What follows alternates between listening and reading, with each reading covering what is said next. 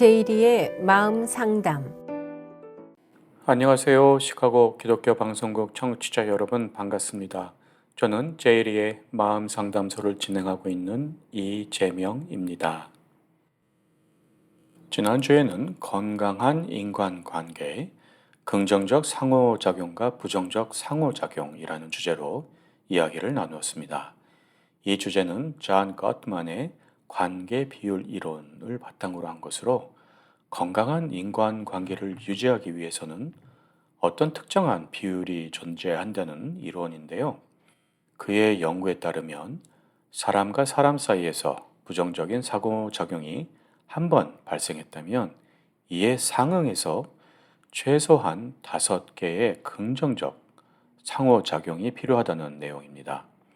그 이유는 인간관계에 있어서 부정적인 상호작용이 긍정적인 영향에 비해서 훨씬 크기 때문입니다. 이 비율을 유지하는 것이 성공적인 관계를 오래 지속하도록 도와준다는 연구 결과를 밝히고 있고, 거트만의 연구 결과에 따르면 긍정적 상호작용이 더 많은 커플은 이혼 가능성이 낮고, 학교와 가정에서 문제를 일으키는 아이들도 한 번의 부정적 상호작용에 대해 5번의 긍정적 상호작용을 제공하게 되면 점차 그들의 행동이 긍정적으로 변화하는 것을 볼 수 있었다고 합니다. 이번 주에는 중독은 무엇인가, 왜 발생하는가 라는 광범위한 주제로 얘기를 나누어 보고자 합니다. 중독이라는 단어는 많이 사용되면서도 어쩌면 한인 사회에서는 쉽게 꺼내서 얘기하기 힘든 단어이기도 합니다. 저도 미국에 살기 이전까지는 그렇게 심각하게 생각하지 않았던 단어였는데 이곳에서 살면 살수록 얼마나 심각한 문제인지, 미국 사회에 얼마나 뿌리 깊게 파고 들어 있는지, 젊은 청소년들에게 미치는 영향들을 보면 우려하지 않을 수가 없는 시급한 문제라고 생각합니다.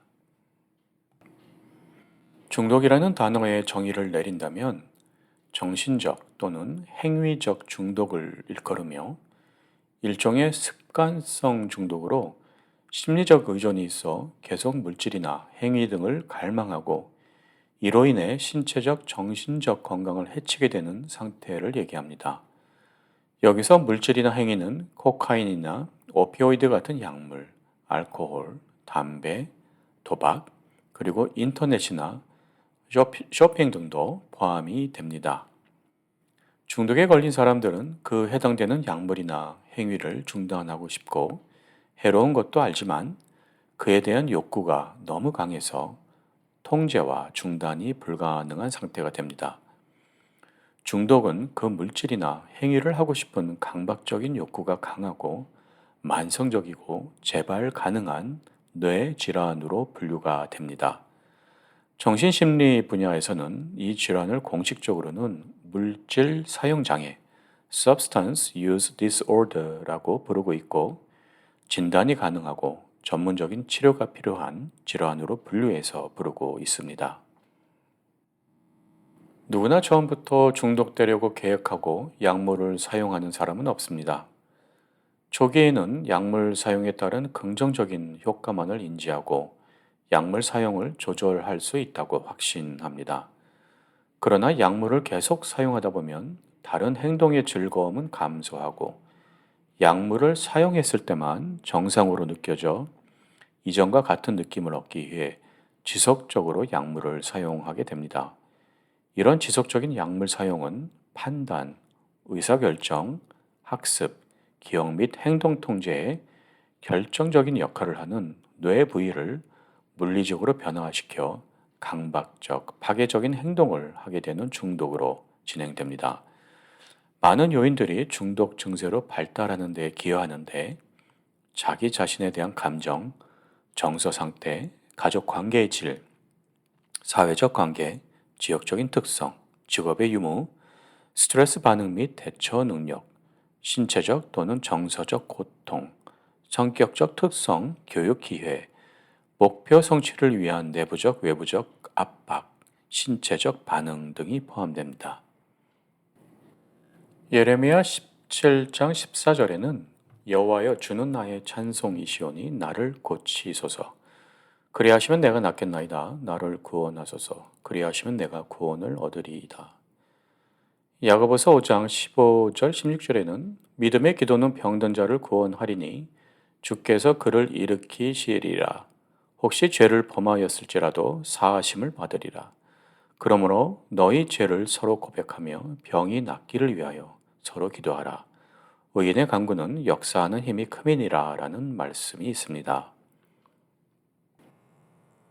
중독 증세를 보이고 있는 것을 자신이나 주변에서 인지하고 있다면 이미 자신 스스로의 의지나 가족의 도움만으로는 치료가 힘든 상태일 가능성이 많습니다.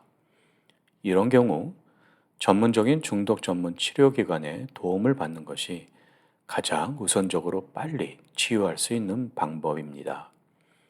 대부분 나의 치부가 드러날까 싶어 숨기거나 해결 방법을 몰라 방치하기도 하는데 나의 이런 어려움을 인정하고 누구든 나의 문제를 도와줄 만한 사람에게 솔직히 얘기하며 도움을 구하고자 하는 것은 용기 있는 행동이지 창피할 일이 절대 아닙니다.